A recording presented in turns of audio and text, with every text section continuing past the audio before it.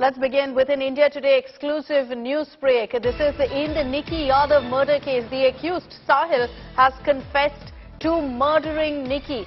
Sahil, remember, killed Nikki in broad daylight is what we're hearing right now at 9 a.m. So it didn't happen in the dead of night. He strangled Nikki near a very busy bus terminus. That's where they had parked their car. And then he propped up the body in the front seat with the seatbelt on so nobody would suspect a thing. In the interrogation with the Delhi police, Sahil has told cops that he had strangled Nikki with a data cable near Kashmiri Gate bus stand and Rajghat. And according to the police, Sahil said that it happened at around 9 in the morning. So in broad daylight, this took place inside his white Verna. After the engagement on the night of 9th, so this was in fact him getting engaged to some other woman. After that, at around 1 a.m., Sahil left his house in his cousin's car. He then went to Uttam Nagar, where Nikki is. He picked her up from her house.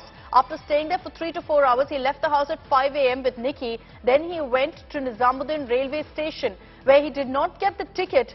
Both of them went towards Anand Vihar, from where they did not get the bus to Himachal. They reached Kashmiri Gate via Rajghat, and at that point, it looks like an argument broke out. Himanshu Mishra is joining us with more details on this. Himanshu, हमारे पास ये confession की details भी है. क्या-क्या बोला है साहिल ने police को?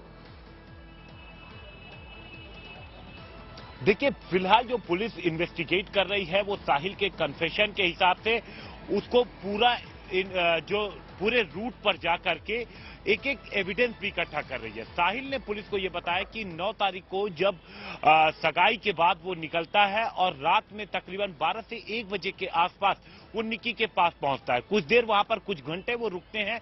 सुबह 5 बजे के आसपास वो निकलते हैं, क्योंकि एक गोवा का टिकट पहले से ही रिजर्व था निक्की का.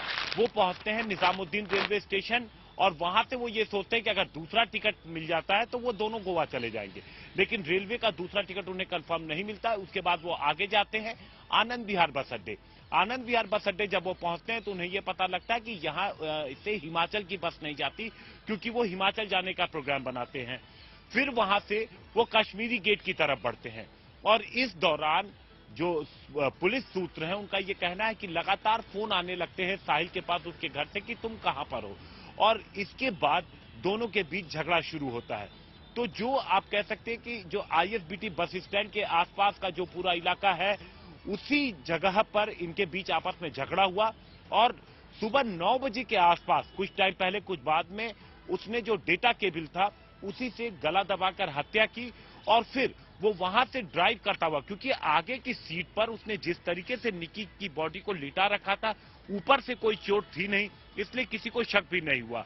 और बेल्ट लगा करके वो आराम से पूरा आईएसबीटी कश्मीरी गेट से होता हुआ वो पहुंचता है मित्राओं गांव, बंद वाले ढाबे में, जो बंद पड़ा हुआ ढाबा, और फ्रिज में उसने अपनी बॉडी रख दी निक्की की.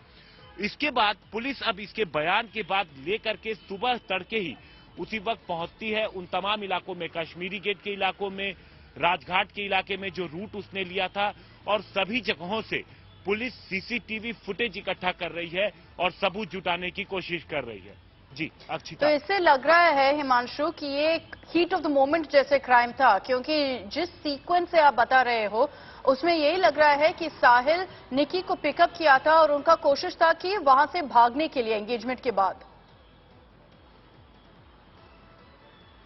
देखिए, हीट ऑफ द मोमेंट या फिर ये पहले से प्लानिंग, ये अभी पुलिस इस पे क्लियर नहीं है, क्योंकि पुलिस का ये कहना है कि 22 दिसंबर को ही चीजें तय हो गई थी, शादी की डेट भी फिक्स हो गई थी. शादी की बात तकरीबन 4-5 महीने पहले से चल रही थी, जबकि 2018 से निक्की और साहिल एक दूसरे को जानते थे.